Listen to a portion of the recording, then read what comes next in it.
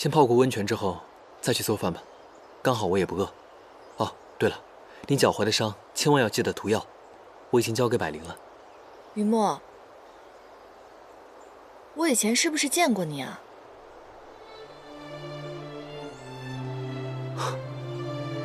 我们有没有见过？难道你不记得吗？我都不知道我从何而来，我也不知有没有父母跟亲人。我就这样迷迷糊糊的到了凡间，到了梨园，又去了花影山林，阴差阳错的到了这里。我时常恍惚，我总觉得我们两个好像很久之前就认识了。也许我们以前就认识呢，说不定为了你，经历了生死，轰轰烈烈，到最后，我们之间还是有始无终的。于是，你这辈子变成了我的小妾，日日被我使唤、欺负。也许，你就是来还以前的债的。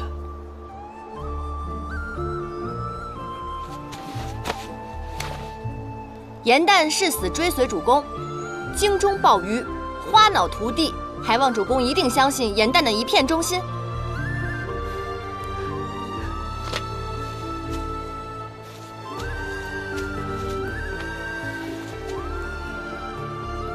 如今花精族都在野兰山上避难，整个山境当中妖蛮为患。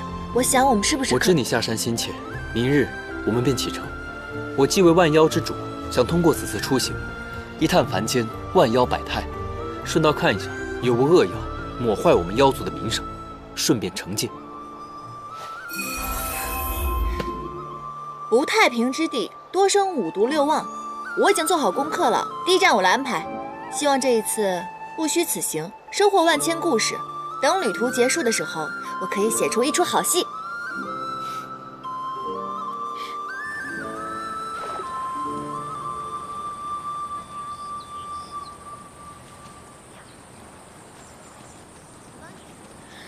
真是羡慕鱼女姐姐啊，只有她们欺负鱼的份儿，不像那条挑嘴鱼，一大早我就要采花露泡茶。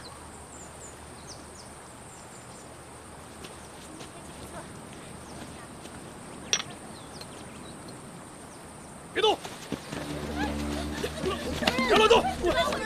老实点！别动！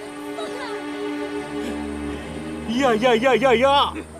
一个个长得如此这般，还在这儿打什么鱼呀？回去跟我享福去吧。走。停！您看我姿色怎么样啊？我也想去跟您享清福，您看我行不行啊？我行，我行。请稍微保持一点距离，谢谢。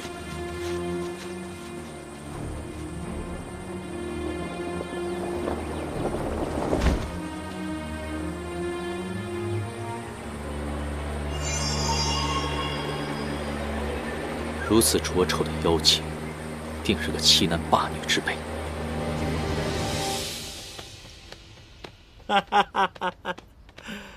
哎呀，真好！多大了？叫什么呀？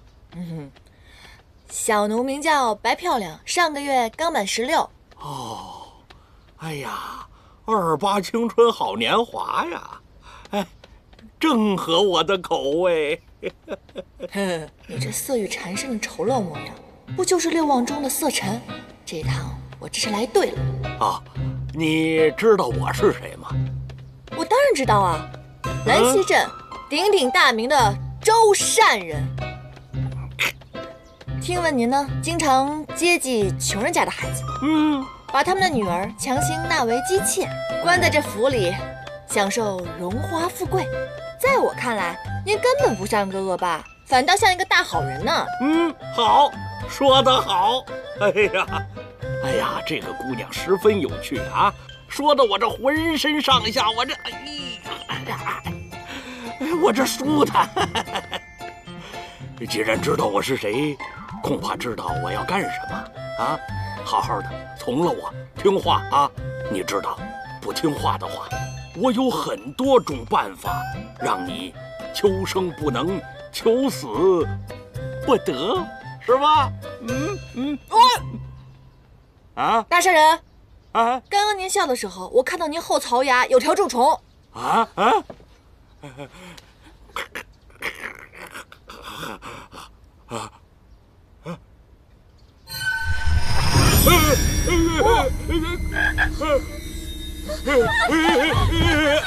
姐姐们快跑吧！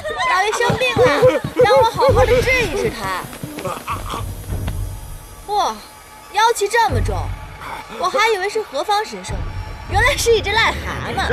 哎，就您这副尊容，不好好在水里待着，非跑出来祸害漂亮姑娘，臭不要脸！你是捉妖师，你给我吃了什么？你才捉妖师呢，你全家都是捉妖师。我是你姑奶奶，刚才赏你的是狐族特制的显影丸，这你都不知道，你有没有点当妖的常识啊？竟敢戏弄我，你死定了！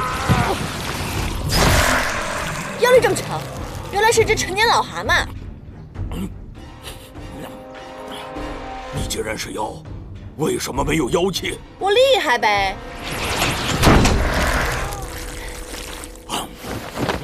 你也挺厉害的。跑啊！怎么不跑了？这凡人我已经吃腻了，吃点妖元换换口味。这可是你自己找上门的。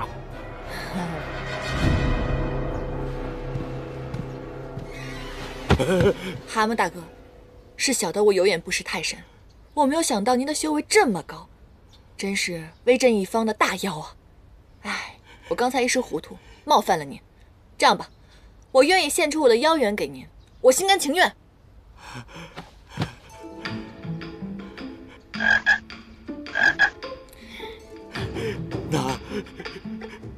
那就用行动证明。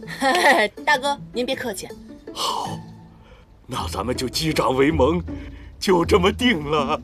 哎，蛤蟆哥，这不合适，这真不合适，这真不合适。哎呦！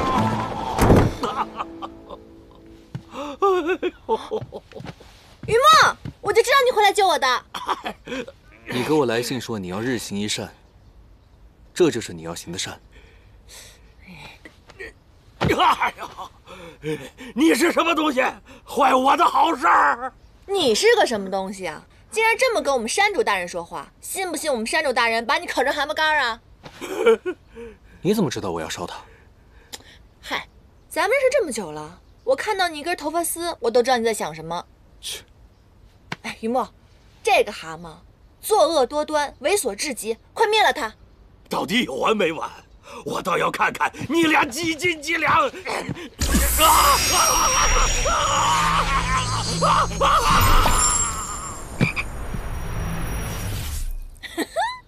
哦，臭蛤蟆癞蛤蟆，还想占我便宜啊！呸！恭喜山主大人又为凡间除掉了一个恶妖，解救方圆几百里的美人于水火当中。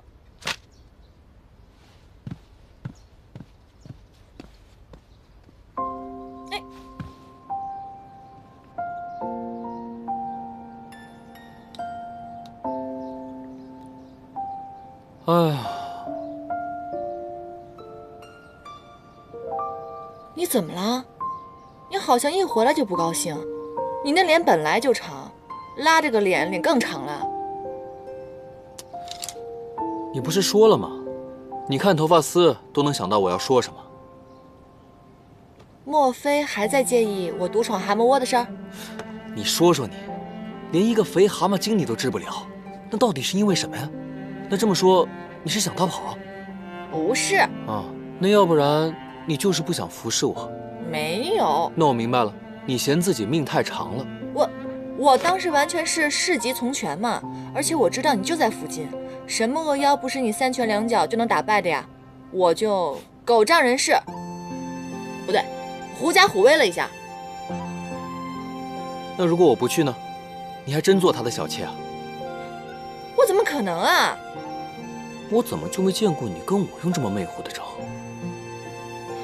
天地良心，连亲生是你的人，死是你的鬼，我怎么会看上那丑八怪啊？而且我知道你肯定会来救我的嘛。我当时只是想了一种办法拖延时间。办法有很多种，没有必要非用那种嘛。我自然是想到什么就用什么了。虽然美人计老土了一些，但是很适合我嘛，而且百试百灵了。别跟我提美人计。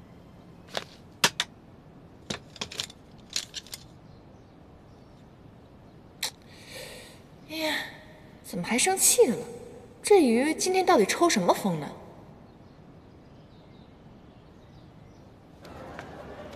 于墨好歹是我的衣食父母，他要是生气了，我也没好果子吃。希望这个白鱼膏可以让他消气吧。给我拿来！我这钱是留给孙子买米的，我求求你们醒醒！为什么会拿来吧你？走开！松开！有手有脚在这欺负老人家，爹娘没教你们吗？也罢，我求求今日便让我教教你们。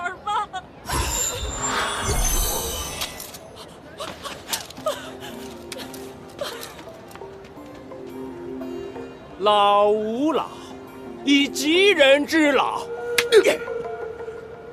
幼吾幼，以及人之幼。老吾老，幼吾幼。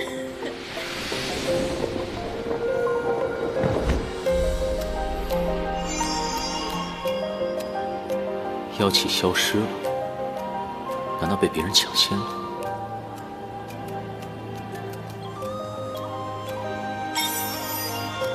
不以善小而不为，不以恶小而为之。人之初，性本善，性相近，习相远。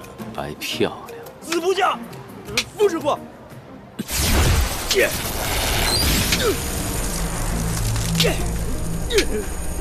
千里伏妖阵。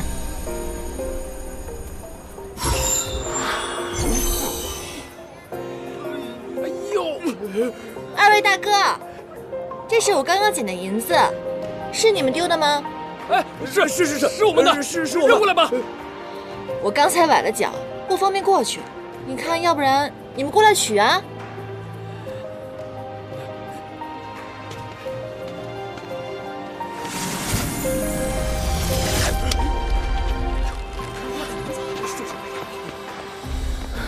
此阵虽然凶险，但遇凡人就会自动收阵。这是哪路大神啊？用这么狠的阵法收我？还是这么爱耍小聪明。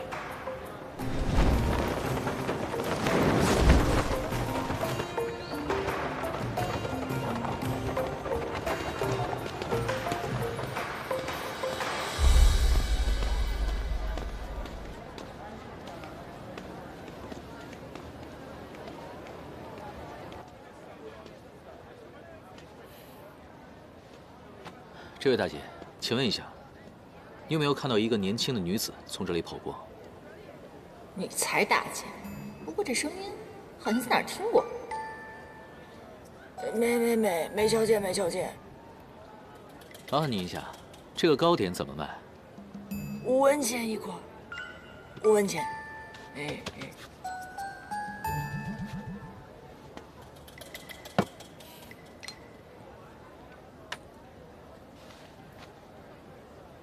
小伙子，我收钱，不收葫芦。收你啊，白漂亮！果然是你！你这小人，竟然用定身符来羞辱我！这个糕点呢，味道确实不错。不过呢，我还真有点饿了，还想再陪你玩一会儿呢，但时间不允许了。我已经打扮成这样了，你怎么认出我的？走贩行商呢，一双眼，识尽天下，最是精明不过。而你呢，连头都不敢抬，这戏如何做得真呢？你扮成一个妇人，但你的发色却漆黑莹润，你这双手也不像是劳作过的，太假了。竟然毁在生得太美，那我就当你在夸我喽。这最重要的是，在花影山林中啊，你骗过我一次，就不可能再有下一次了。唐天师，您看，您对我有成见吗？我方才明明是在行侠仗义，真的。我从那个地痞流氓的手中把那个老奶奶解救出来了，我做好事也要被抓吗？再说了，你说这3界4海当中，我们2个能遇到2次，那一定是特别的缘分，你说对不对？非常对，说的没错。哎，不过呢，就是猫捉耗子的缘分。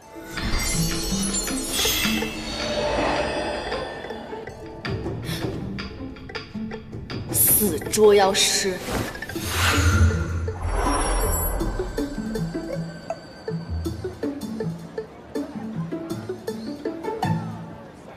就凭你这点本事，你最好不要白费力气。对，我是没本事，你要打就打，要杀就杀，你把我关在这儿算什么英雄好汉啊？你们捉妖师就这么点本事吗？讲不讲道理啊？道理是和人讲的。哎，别把我关在里面啊！不是你这人真是的，我错了还不行吗？我错了，唐天师，我不过就是一朵可爱的小莲花，无辜又无害的。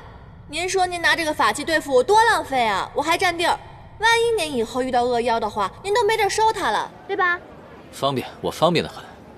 等我把你炼成丹药之后，其他的妖自然能住进来了。你放心，我很有经验的，会让你死得很安详。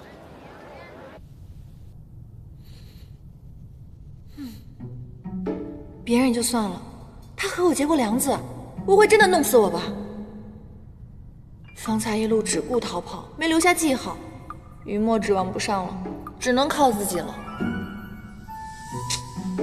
唉，现在终于知道人善被人欺，老鼠遇到猫是什么感觉了。唉，这种身陷囹圄、举目无依的戏本，我终于知道怎么写了，可是就不知道以后有没有机会了。唉。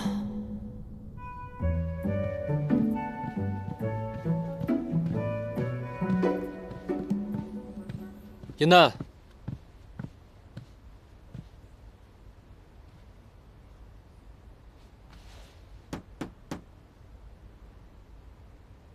银蛋，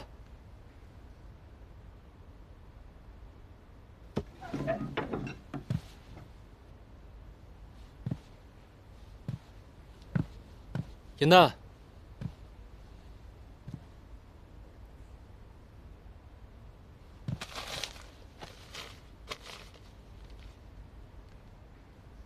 莲青去去就回，主公静候宵夜。还算你有点良心，良心里还有我这个主公。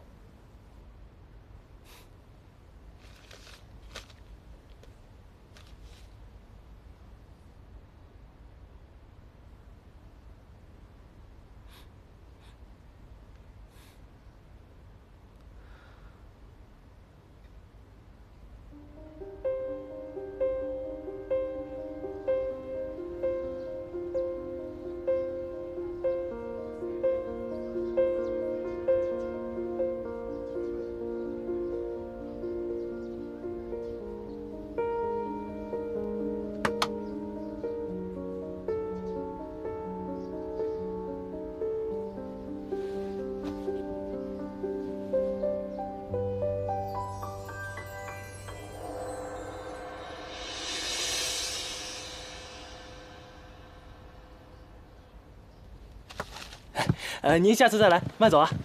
有2位来了，里边请，里边请。哟，客官，您里边请。您吃点什么？这全兰溪镇啊，最好吃的点心都在本店的后厨。最好吃的点心？哦，我不是来吃饭的，有件事情我想向你打听一下。客官，您有所不知，我们店的说书先生啊，是这方圆百里的最有名的包打听。但是我们店有个规矩，这凡是问问题的，都得先买1碟点心，再在纸条上写上您的问题，由我给先生传达过去，够吗？够，客官您里边请。于老二的姐姐大骂李剑仙，明知道那地方招恶鬼，凡是去过的人，全都有去无回。为什么还要骗我兄弟去寻那劳什子的宝贝呢？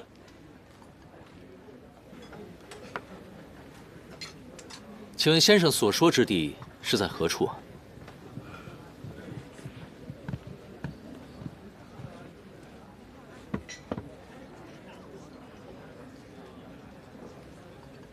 哎，等一下，等一下，这位客官也有话要问。今日只剩这最后一碟点心了，二位谁问？公子，我与妻子走散，急需寻找线索，不知此糕点可否让与我用？雨墨，雨墨是你吗？有没有人？天师私求美貌少女啦！兄台先请，我无要事，只是随便问问。谢公子。雨墨，哎呀，这个傻蛋，能不能听到我说话？别叫了，你的声音只有我能听得到。再吵的话，今天晚上就拿你去炼丹。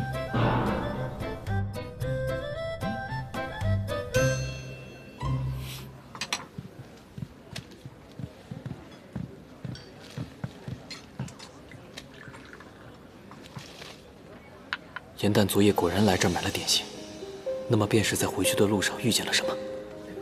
先生说这个问题配不上您的银子。不必了，此线索比他重要的多。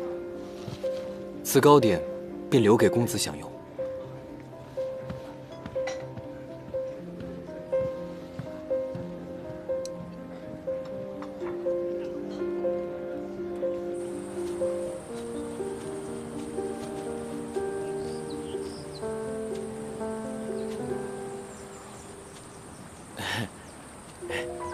明明是百灵约我来赴约的，为何出现的是你？他没说是我邀请你的吗？这个百灵，我看啊，雨墨一走，他的心也跟着一起飞走了。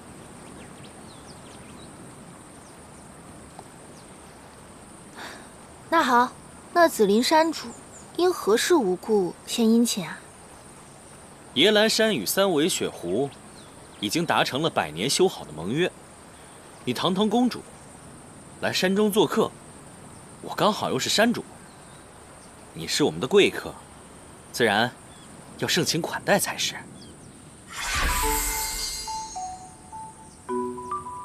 你把眼睛闭上，我给你个惊喜。不必了。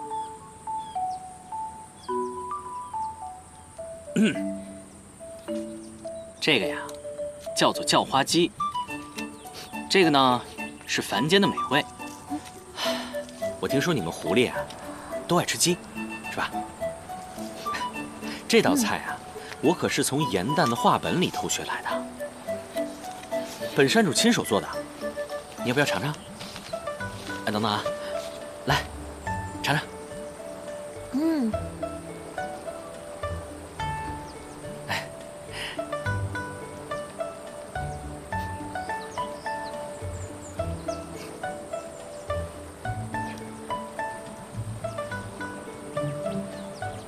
怎么样？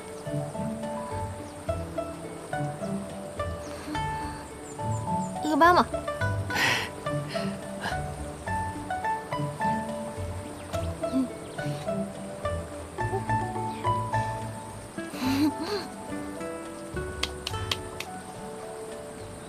哦，我们三尾雪狐从来不欠人情。今日谢谢你的妻，你要是喜欢什么，明日我去给你买啊。你和我不用算得这么清。对了，我还给你准备了一个惊喜，这次可得把眼睛闭上了。好。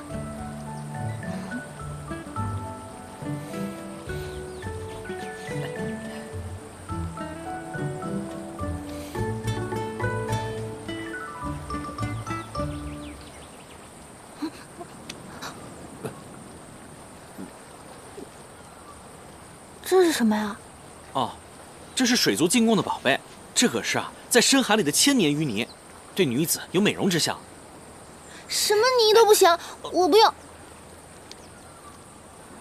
还说百年修好呢，结果公主带头违约。我是我，狐族是狐族，盟约是云墨山主跟我爹签的，跟我有什么关系？再说我俩要是有仇，当然是有仇必报了。未经我允许，什么你都不能抹我脸上。这个是女子用的。你跑什么跑啊？这个是给女子用的，我怎么能糟践呢？你站住！你没事吧？小心！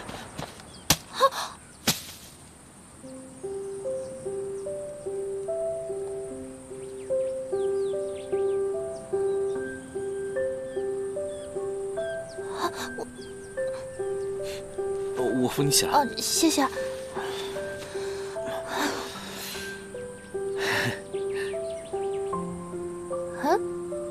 什么人竟然在树上藏鱼？这个是我的私房钱。私房钱？哦，我想起来了，之前严旦跟我说，云墨山主的真身是鱼，所以不允许身边的人吃鱼虾。好你个紫菱山主，你竟然吃独食，而且害我差点被砸中的原来是你啊！此事天知地知，你知我知，就没有其他人知道了。这事你可千万不能跟别人说啊，尤其是百灵，他那个大嘴巴，转头就告诉雨墨了。那好，那我帮你保守秘密，但是你能给我什么好处啊？好处？那这样吧，我的私房钱分你半。我们雪狐不吃鱼虾的。那我就每天给你做叫花鸡，给你做一辈子。想得美，谁要跟你一辈子了？那你说要怎么样？我言听计从。紫菱山主，紫菱山主，云墨山主传信回来，让我们过去帮忙。严旦失踪了。什么？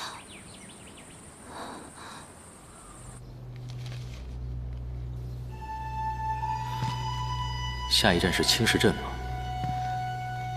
凡神器所在之处，皆生异象。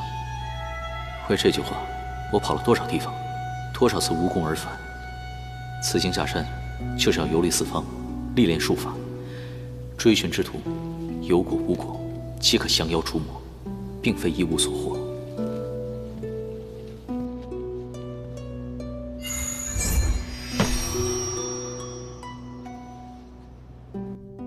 云墨在找我，说明我还有救。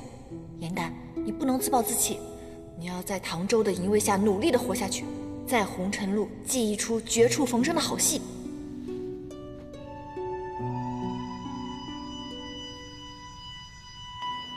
白漂亮。哎，唐天师，唐天师，你有吩咐啊？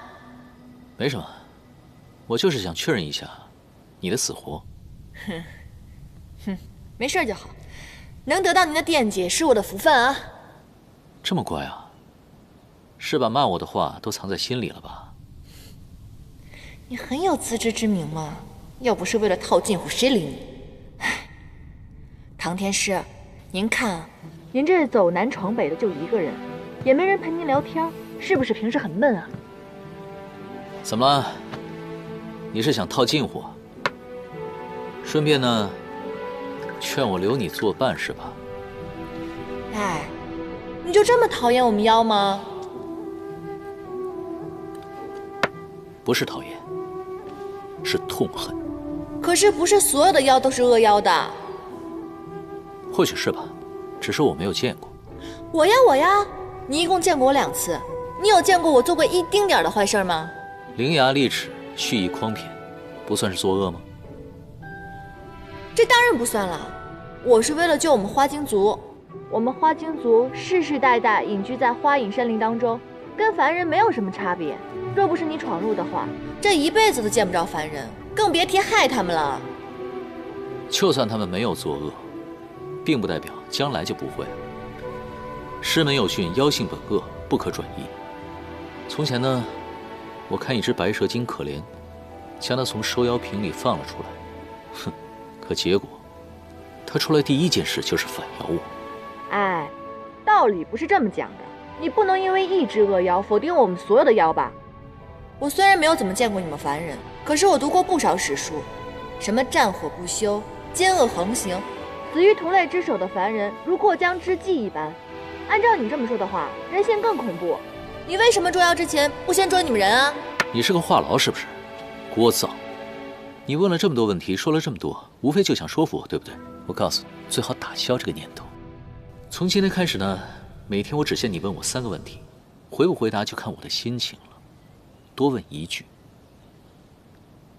立马拿你去炼丹。不是，道理不是这么讲的，是不是？你这里黑漆漆的，我也分不清楚什么时候天亮，什么时候天黑啊！我怎么知道是不是度过1天了？那就是你自己的问题了，过时不候。哎，小人。好了，今日的问题已经问完了。哎呀！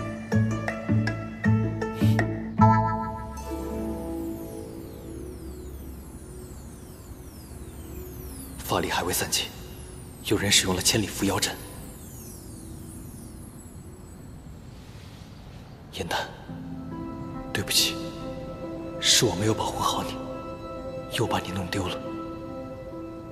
你到底在哪儿啊？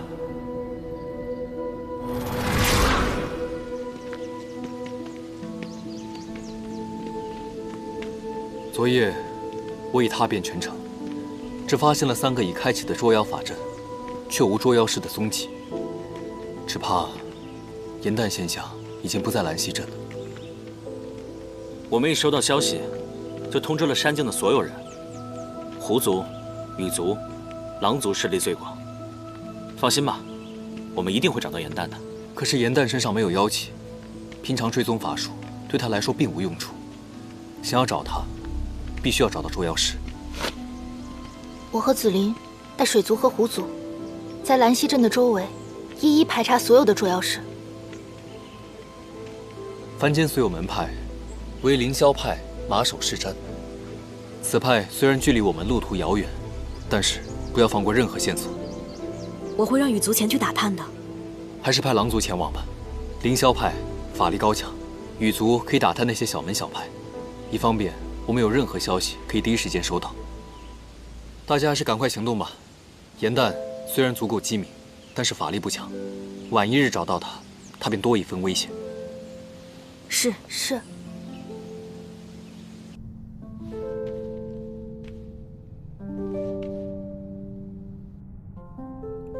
唐天师，唐天师，舟车劳顿1天了，是不是累了？要不要把我放出去，给您捶捶腿，捏捏肩啊？不必，你安静的待着比什么都强。我知道，您嫌我唠叨，我已经竭尽我的全力，1天都没有说话了。但是我爱说话也不是件坏事啊。我听闻您刚刚到青石镇，要去找娘娘墓，是不是？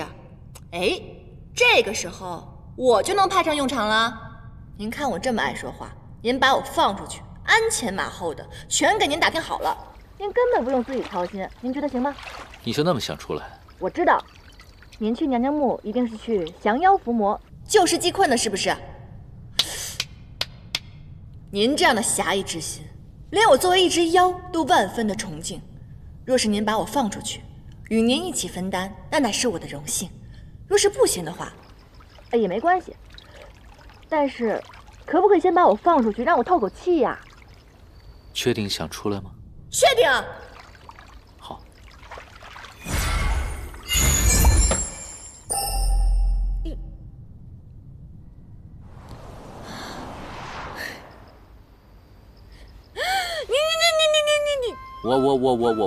我什么我呀？小流氓，想认识啊你！不是你自己说要出来透气的吗？我是个女子，好吧？你也不能让我看你洗澡啊，流氓！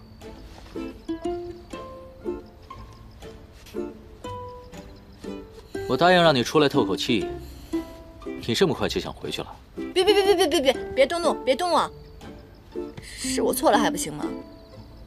在华隐山林的时候是我骗了你，现在都是我咎由自取。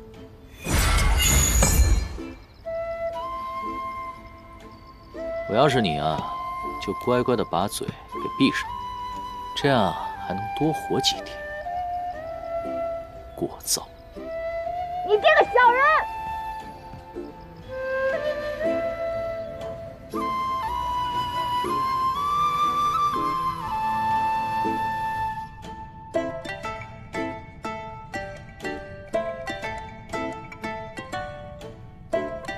唐周真小人，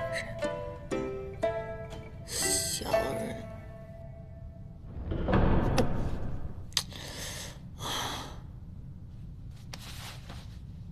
唐周这个小人，还让不让人睡觉了？哎，这得是金的吧？得值不少银子。那可不，我看这东西珠光宝气的，里边说不准有什么宝贝。对，打开看看。一定是我平日做善事做多了，老天爷都不忍让我受苦了，派人来帮我了。打开！你倒是快点儿，万一那人醒了怎么办？哎呀，你急什么？反正走之前要把他做掉，醒了就直接杀了不就得了？那倒也是。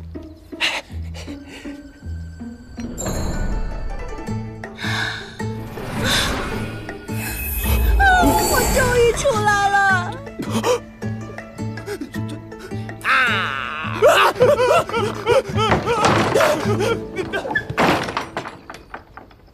我有那么可怕吗？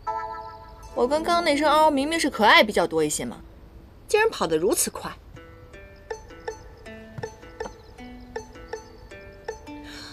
原来是蒙汗药。啊，没想到这个小人法术这么高超，却这么不谙世事。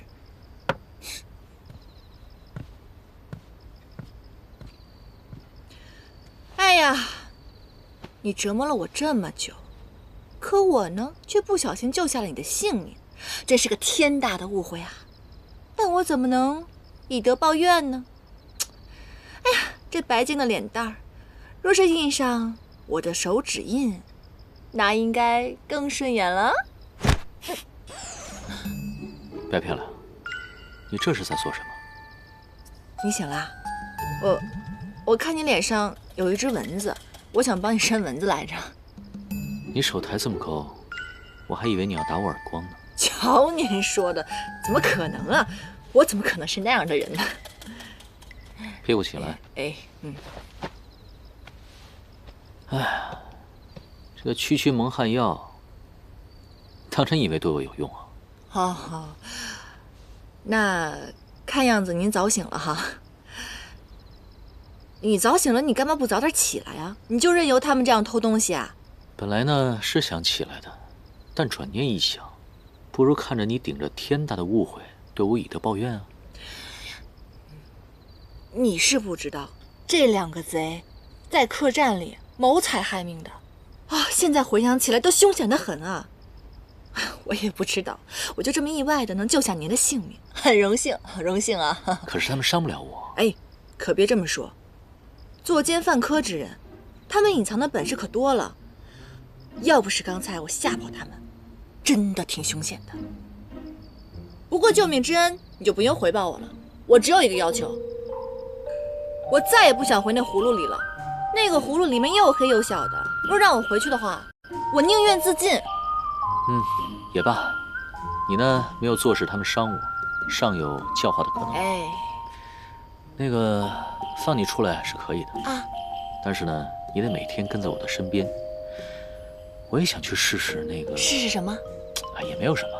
哎，对了，你最擅长的不是打探消息吗？啊，是啊。那你得给我展示展示你的真本事啊！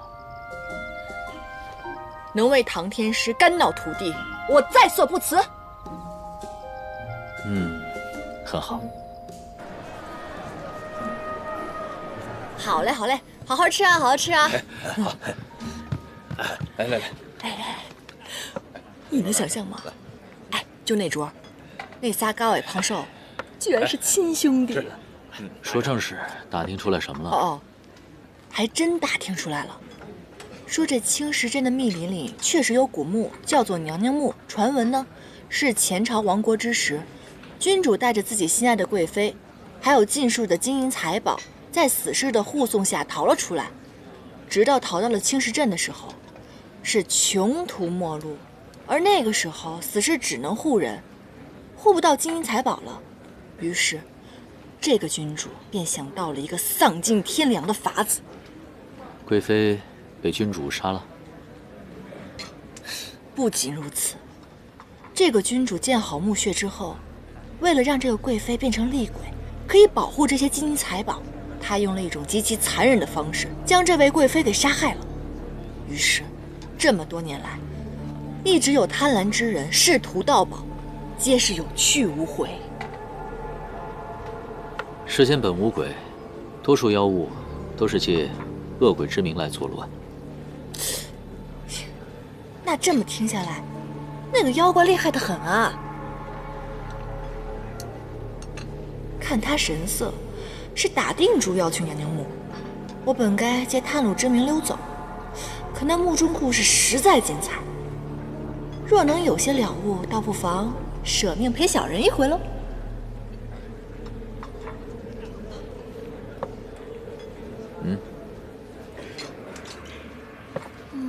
小姐，尝尝这个，来，放这儿了啊。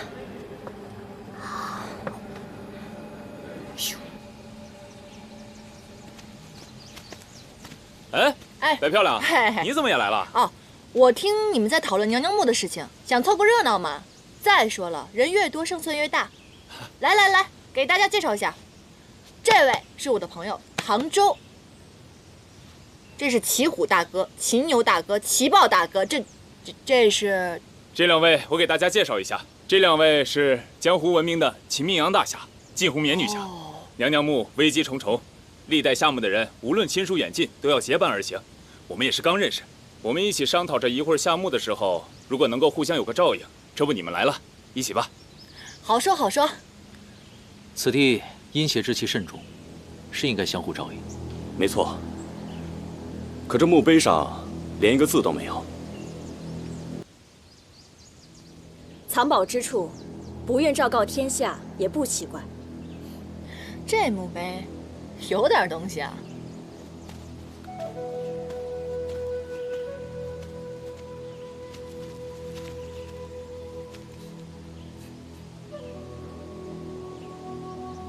这好像可以擦掉的。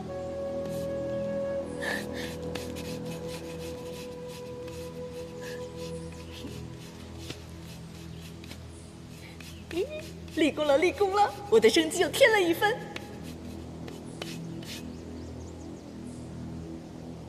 发我丘者诛。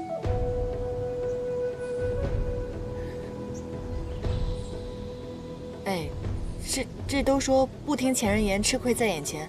哥儿几个，要不然咱们就听这墓主的话吧，咱别进去了。生为死之门，死为生之所。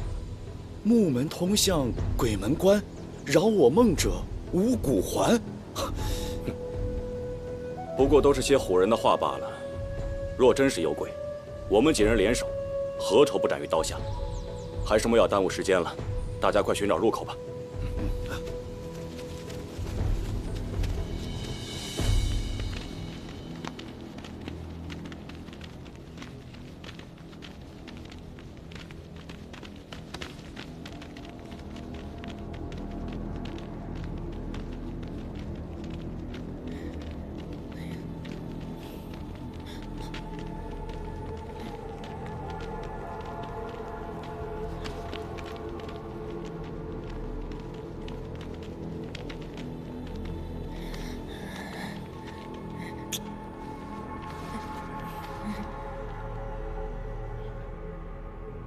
凡人怕也就算了，你至于吗？大鱼吃小鱼，小妖怕大妖，这人之常情嘛。再说了，我根本就没有怕，我只是怕你像上次那样遭人暗算，到时候还得我站出来保护你。行，那不如从现在开始保护吧。哎，你就不是那个，你走前面。嘿，白漂亮，你不用担心。原来以为这墓里会有很多机关，你看，我们不是顺顺利利的进来了吗？外面的盗洞挖得比路都宽，什么机关陷阱，早就被以前的人给破了，不用担心啊。那照你这样说，之前进来的人没有一个人活着出去的。哎呀，这次有我们在，你就放心吧，赶紧走吧。各位，这边。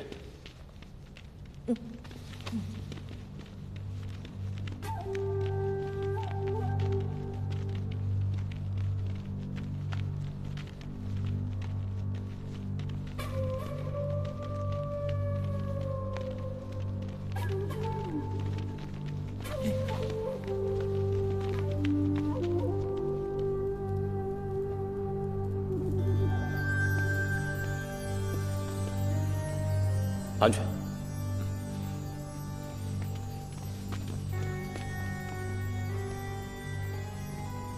哇，巧笑倩兮，美目盼兮。这些石像是照着贵妃娘娘刻的吗？好漂亮啊，是不是啊？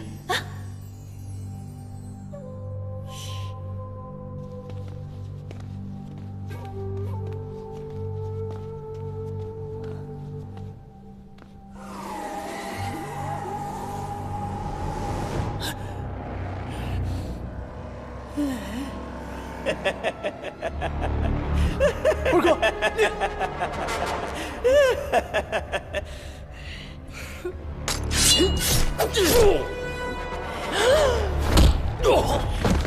二弟三弟，别动！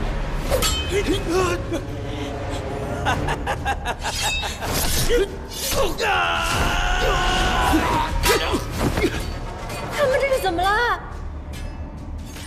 这里似乎有一股极阴邪的气息，看来是某种阵法。你待在这里别动，我过去看一看。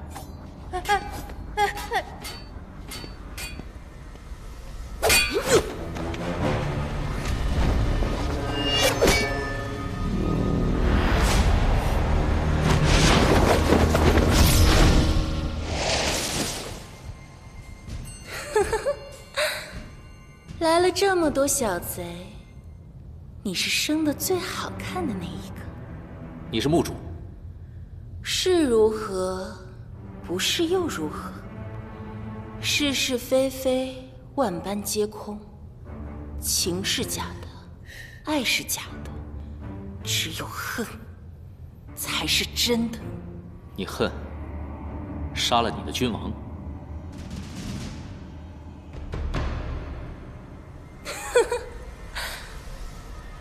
我早就把他忘了。现在谁抢我的东西，我就恨谁。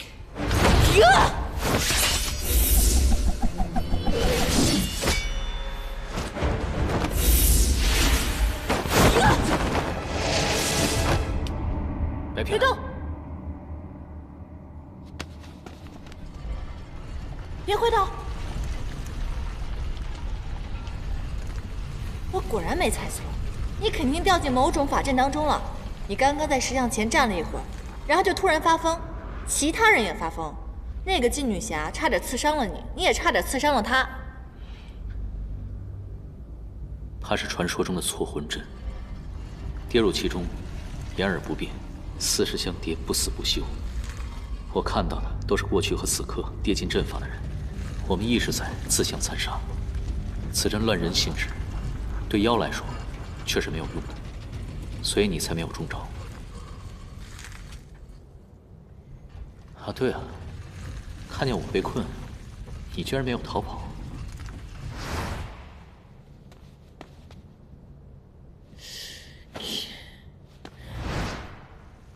那当然了，我可不是那种始乱终弃的人，我很仗义的，好吧？始乱终弃，怎么能这么用呢？哦，你怎么知道蒙着眼可以救我？我刚刚看那个骑虎被骑牛刺伤了眼睛，突然就不发疯了，我便赌了一把，没想到是真的。这回我可救了你的命啊，不许再抵赖了。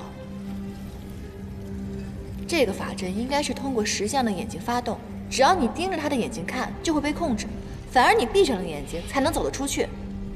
行，那我们走吧。哎，怎么走啊？这些石像动来动去的，现在路全都变了，而且这个墓室是个圆的，处处都一样。刚刚跟我们那些人已经不见好一会儿了，怕是有人在错魂阵上叠加了幻影术。那怎么办？好歹你用手挡住我的眼睛。用手挡你？你直接闭上眼睛不得了吗？你闭上眼睛，我拉着你，咱俩冲出去。怎么这么多废话？走。哎，小心！哎，哇，我们居然转出来了！哎，睁眼，可以了，我们转出来了，你看，我是不是很厉害？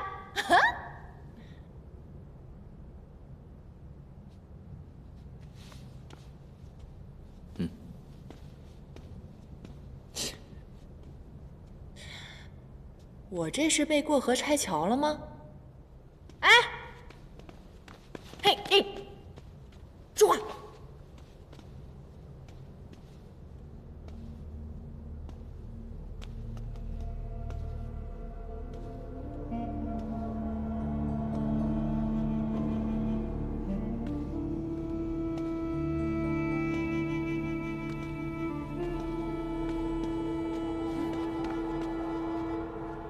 什么声音？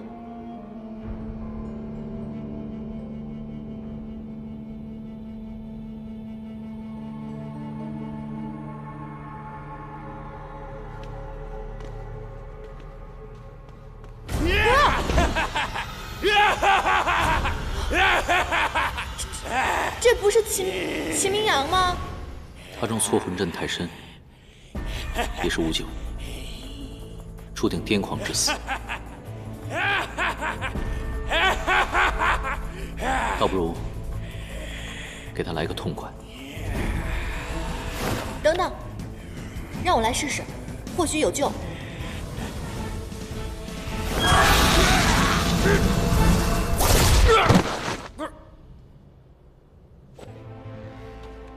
怎么样，我厉害吧？以前是我小看你了，没想到你还真有点小本事。当然了，我说过我可以保护你，就算你跟他一样迷了魂，我照样可以救你。张口就咒我，看来又想进去了。哦，不是不是，你知道我这个人的，我一得意就爱忘形嘛，理解一下，理解一下。哎，你走了，他怎么办？不是说你要救他吗？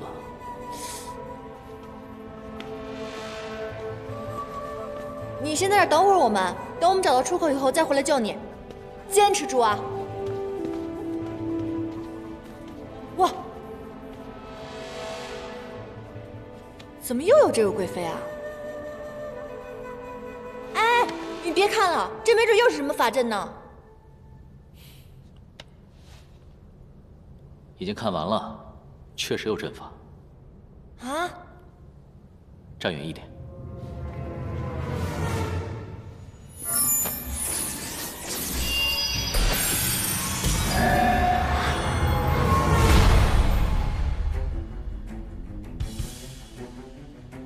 八卦图，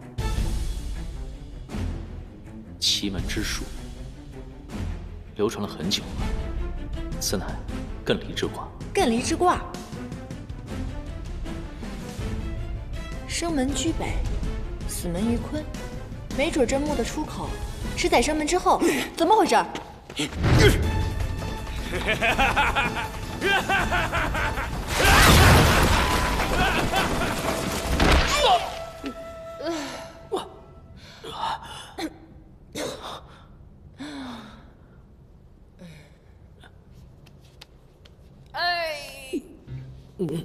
这哪儿啊？手，摸够了没有？抱歉，我不知道你在想。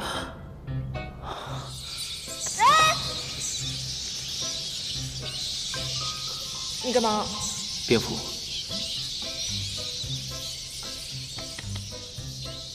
爬够了没？蝙蝠已经走了。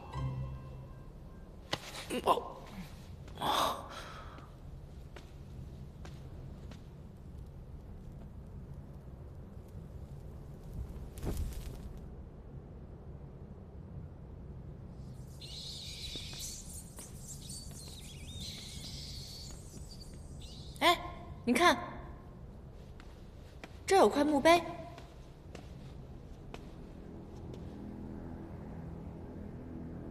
帝王无情，贵妃何辜？吾等奉命修建此墓，自知罪孽深重，留此生门，盼贵妃之灵，可经此逃出升天，免受镇压之苦，早登极乐。之前墓碑所说的“生为死之门，死为生之所”，也就是说，生门背后是死境，死门背后才有一线生机。此处有蝙蝠栖息，可见一定有出路。这个秦明阳装疯害人，想独吞宝藏，谁知道还救了我们，真是命运弄人啊，是不是？王年耗费灵力救他，要救人，人却害人，这世道和我想的不太一样。那你本来想象的是什么样的？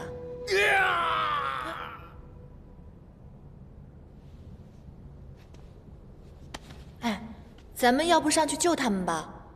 这个秦明阳死有余辜，死就死了，可是其他的人是无辜的。走吧。哎，唐天师，您英勇无敌，破法阵如拈花般简单，一人阻挡万妖，而我实在没什么本事，不如这样，我就在这里等着你凯旋，如何？你放心，我不是不想陪你，只是这段时日我一直被关在葫芦里面，我腰力不济。再说了，这个甬道也太长了，我根本就飞不上去嘛。无妨，抓紧我即可。这不合适，这不合适。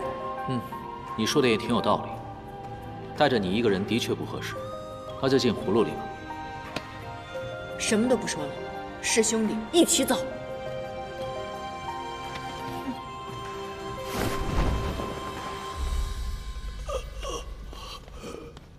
哦，救救我！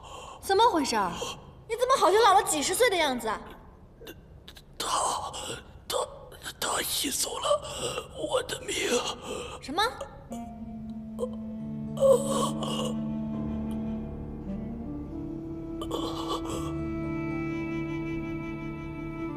一命千秋，莫非是七曜神域？是不是有人夺走了你的寿数？寿数天定，还能抢夺？他可是带了什么法器？他用什么？怎么回事？死了？一说到关键时刻，怎么就死了呢？你说完再死好不好，大哥？速速离开，走吧。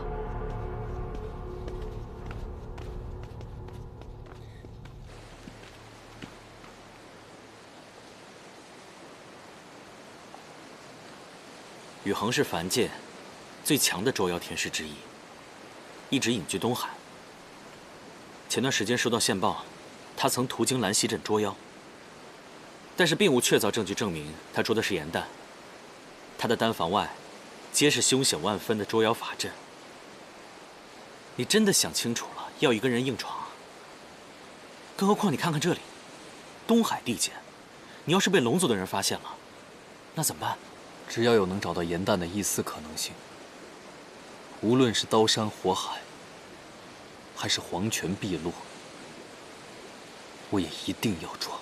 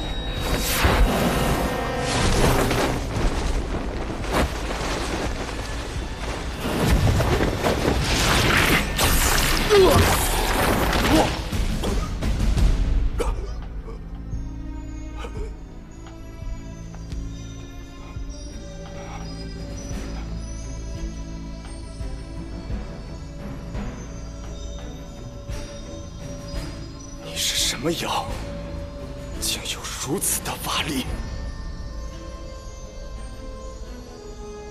你真幸运，这里面不是他，否则今日的教训绝没有这么简单。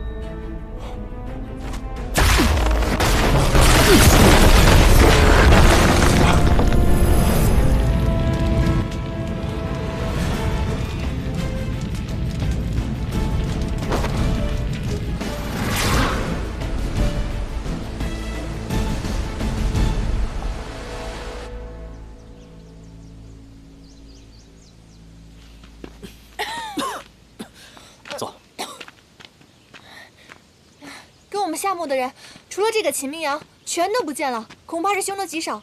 而且他那个寿书是谁取走的？难道真的是贵妃？贵妃冤魂，不过是阵法所化，屋中已无宝藏，传说却愈演愈烈。只有一个可能，有人在装神弄鬼。人为财死，鸟为食亡，鸟多人就多，跟着鸟来，果然有人。他说的没错。姑娘，姑娘，这很危险的。你刚刚说什么？他说，是谁啊？嘘，他是我娘亲。他还说木门通向鬼门关，你们千万不要打扰他睡觉啊！哎呀，小姐，小姐，你怎么又到这个地方来了？啊，这是我们家小姐，从小生病坏了脑子，成日里疯疯癫癫的，爱说胡话。二位莫怪啊。这里乃是荒郊野岭，你家小姐为何会跑到这里来？二位有所不知，我们沈府呢离此地很近，最近啊因为闹鬼闹得太凶了，所以才一不留神让小姐跑了出来。哎，我看二位的装扮像是江湖能人，不知道会不会驱鬼啊？他们是坏人，我们快回去吧。他们是从地狱里爬出来的恶鬼，快走，快回家。你们看，我们小姐又开始说胡话了。若二位能还我们沈家安宁的话，我们老爷一定会重金酬谢的。行，正愁没地方去呢，那就恭敬不如从命了。哎，那请随我来。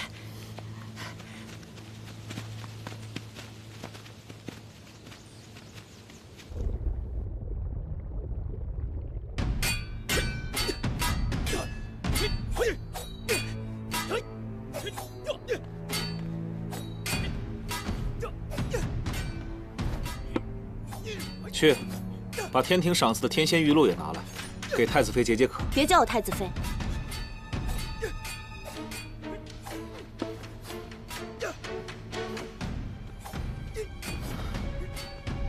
我们的父王正在大殿商议婚事，早叫些时日又何妨？还是说你害羞了？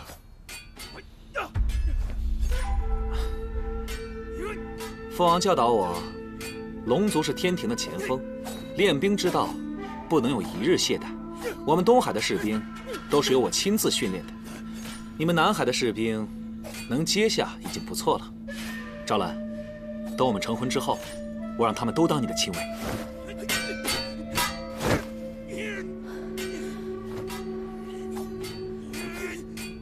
赵兰，你相信我，我会保护你一生一世，不会让你受半点伤害。谁让你保护？我自己不会打吗？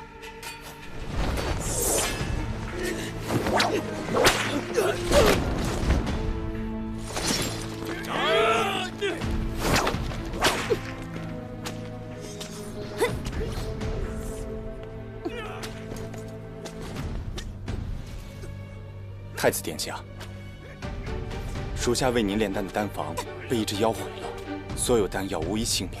属下已奋力一战，奈何此妖术奇诡，能纵水火。能纵水火？这妖长什么样？此妖皮相修得甚好，属下也没能看出原形。不过在打斗时，发现他腕上有一个似花似鱼的印记。于墨竟然还没死！传我命令，派出所有精锐，不惜一切代价追杀此妖。是。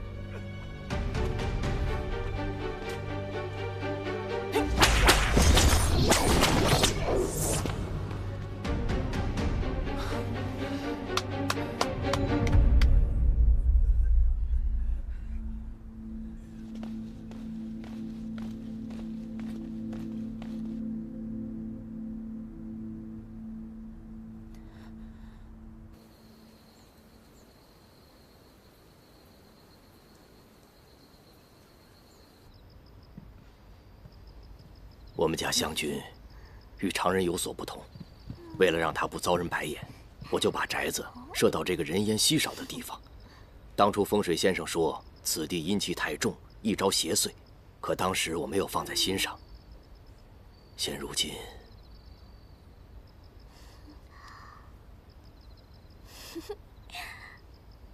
唐天师，我看你年纪很轻，果真有办法对付恶鬼吗？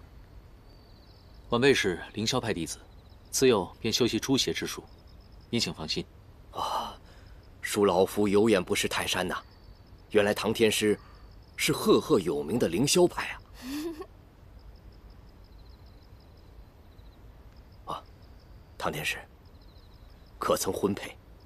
啊，沈老爷为什么会这么问？唐天师，您出身名门，又有一身的本事，您沉稳持重。如果不嫌弃的话，可否能娶我小女湘君为妻？啊，我知道，是我们家湘君高攀您了，但是我们沈家有良田千顷，商铺数街，金银绸缎数不胜数。如果您肯答应的话，我可以把沈家的一切都给你。不好意思，您继续。我就有点意外，我本来以为今天上演的是降妖伏魔的戏码，没想到才子佳人的美事儿。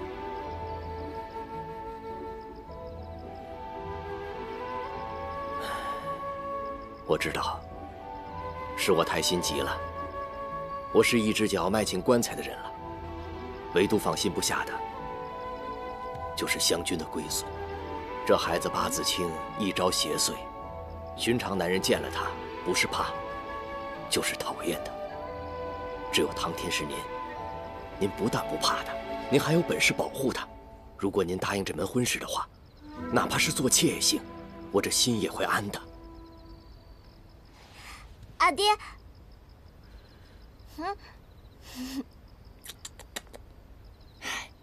沈老爷托孤托得这么认真，别推辞了吧，别人想要这种好事还求不得呢。啊！夫人不必试探我，我此生为你而已，绝不纳妾。你叫我什么？夫人啊。她是你夫人啊？私定终身，尚未禀明师门。私定终身？哎，这种话不可胡说的。夫人难道忘了，我下聘时曾送给你一个玉葫芦？记得。原来如此啊，是我们湘君没有福分呢。沈老爷，凌霄派出轨自有秘法，以小妖投食便可将之请走。只要出现宅中恶鬼，沈小姐便可以安然无恙。唐天师所言极是，这天色已晚，我让下人安排厢房，你们早点休息。驱鬼之事，咱们明日详谈。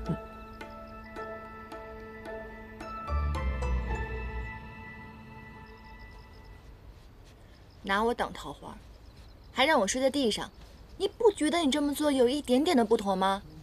沈老爷只给安排了一间客房，确实不妥。大概是想试探一下我有没有说真话。我这个人呢，最怕着凉了。我一着凉就睡不好觉，就会起来梦游。我梦游很恐怖的哦，难道你不怕吗？你不梦游也很吓人。你确定要这么继续盯着我看吗？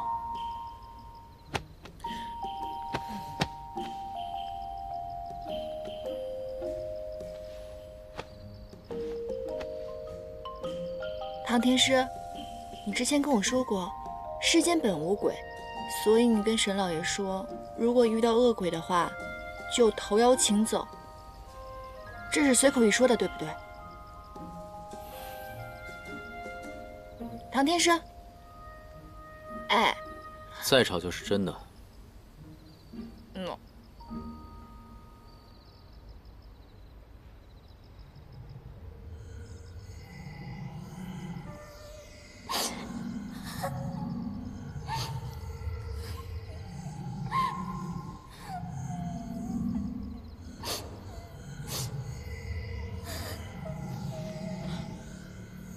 怎么回事？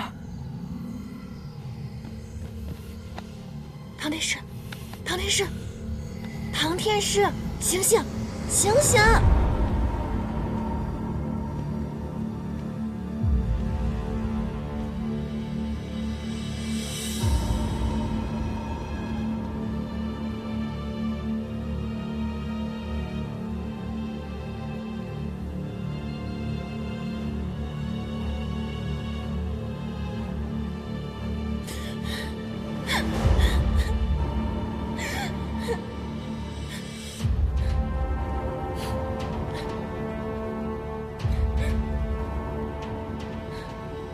你是谁？你怎么了？我会这样，全都是你害的。你欠我的，为什么不还给我？都是我害的。我欠你什么了？你要我还什么呀？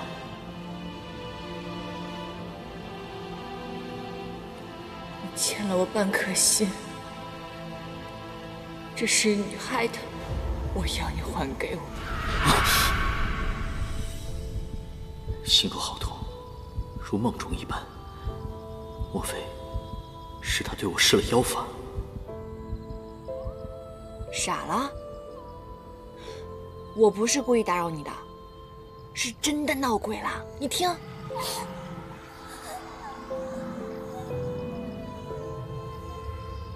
像是从西边传来的，好刺激！我们快出去看看吧。你胆子不大，好奇心倒不小。嗨，你我第一次见面的时候吧，我虽然是谎话连篇，可是那句“成为天下第一换本大家”是千真万确的。为了此志，当然要多多经历，多多观察啦。走啦！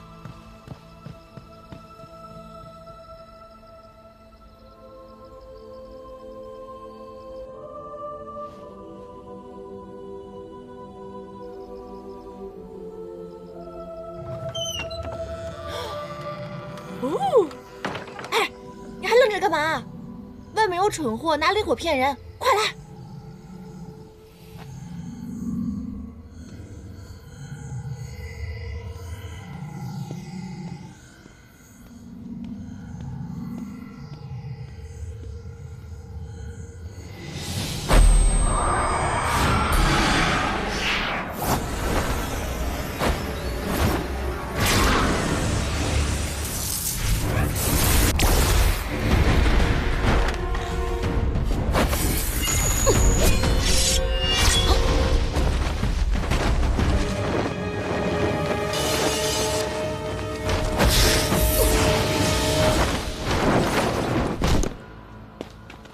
傻眼了吧你？敢暗算我们？既然对方用这么老套的招数引我们出去，那我们自然不能辜负这出好戏喽。你不是最喜欢打架吗？机会来了，打他，看他到底是谁！上！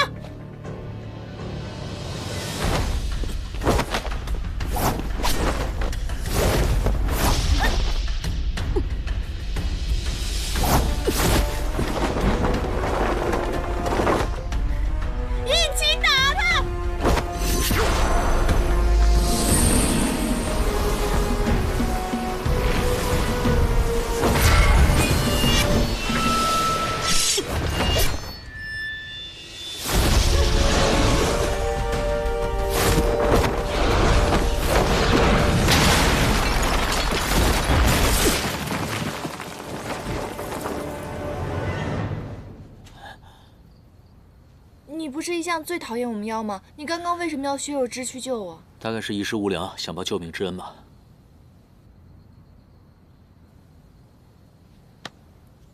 你干嘛？你别误会啊，我只想看看有没有伤到你心脉。你们凡人不都靠这活着吗？我可赔不起。欠了我半颗心，我要你还给我！我要你还给我！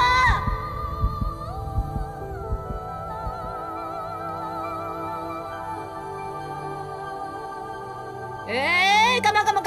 别碰瓷啊！刚刚还好好的吗？不是？碰你个大头鬼！我没事，不用你管。奇奇怪怪的，谁要管你啊？我是看你救我的份上才管你的，好吧？哎。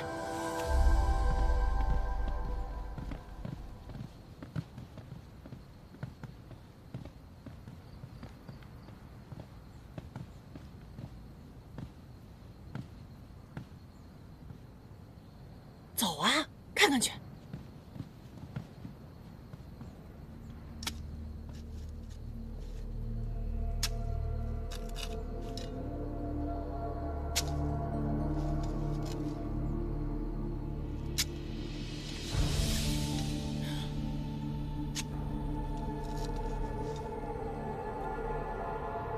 小姨啊，对不起啊，对不起呀。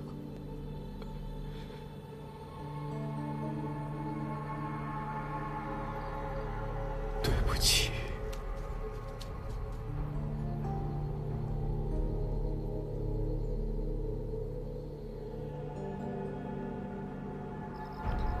哎呀，先是这个神秘人设局埋伏，再是沈老爷埋花葬骨，这一夜到底演的哪一出啊？从娘娘墓到神府，这故事简直是越来越精彩了。唐天师，要不然咱俩打个赌吧，看谁先拨开云雾，怎么样？你想赌什么呢？拨开云雾啊！要是我赢了，你就放我走；那若是你输了呢？那就任凭你差遣呗。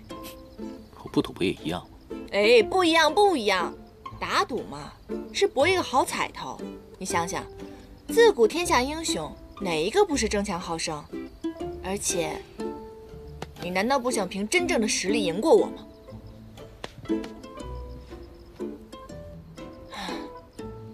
无聊。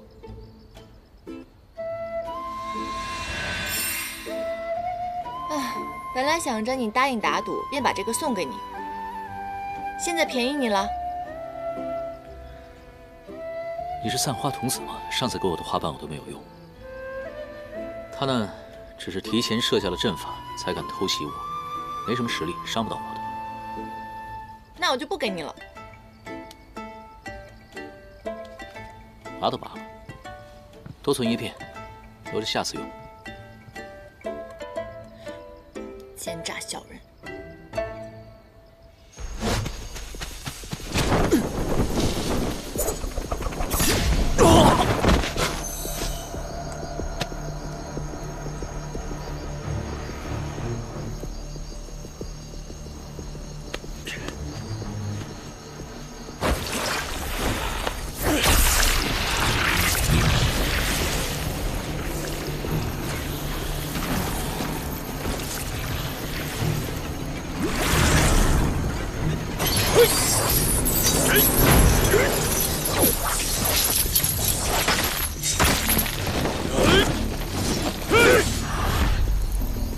囚龙锁都用上了，敖轩，出来吧。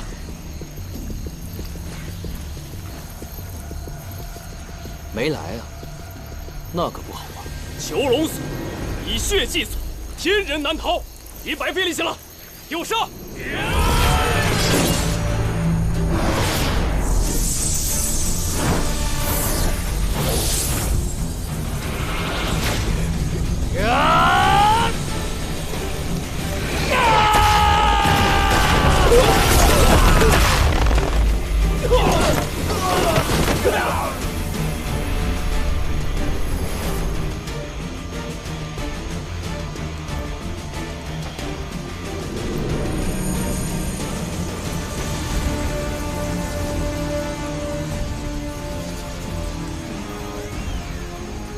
东海龙族，不过如此。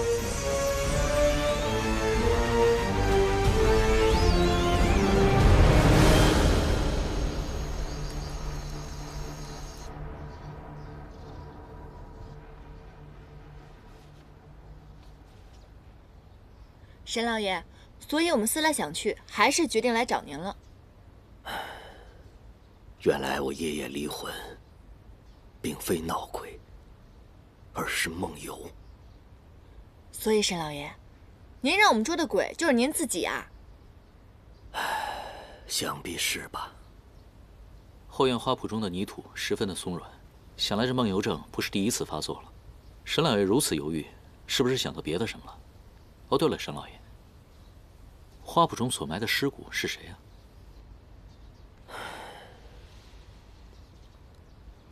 什么也逃不过唐天师你的眼睛。家中隐秘之事，本不愿与别人言说，而为第一次来到我府，就撞破老夫的心结，想必也是一种缘分。花圃中埋葬的是我的亡妻小姨，她是朵西族人，尸骨而葬不设棺木，那是他们的习俗。朵西族尸骨而葬，怎么听上去这么耳熟啊？那你深夜葬花也是习俗的一部分？不，我梦游去见小姨，是因为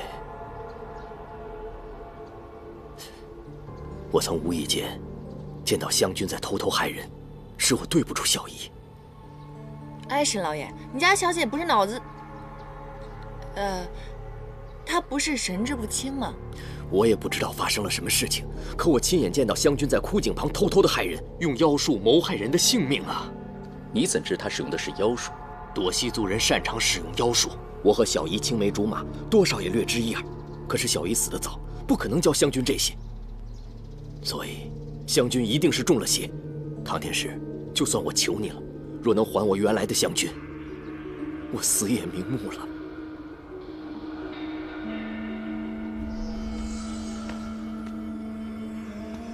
这井倒是挺深的，不过里面什么都没有。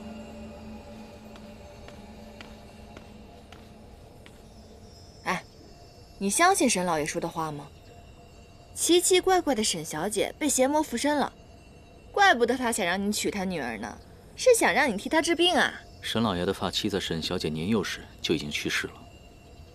花圃中所埋尸骨确实属于年轻妇人，而且有些年头。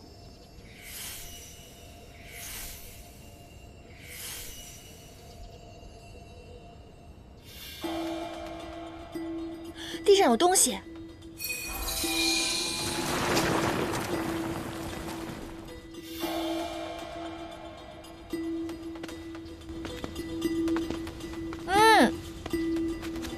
哎，那不是那个妓女侠吗？可就算她遇害了，这也才刚刚分别1日啊。1日之间化作枯骨，定是邪术所致。看来正应了沈老爷的说法。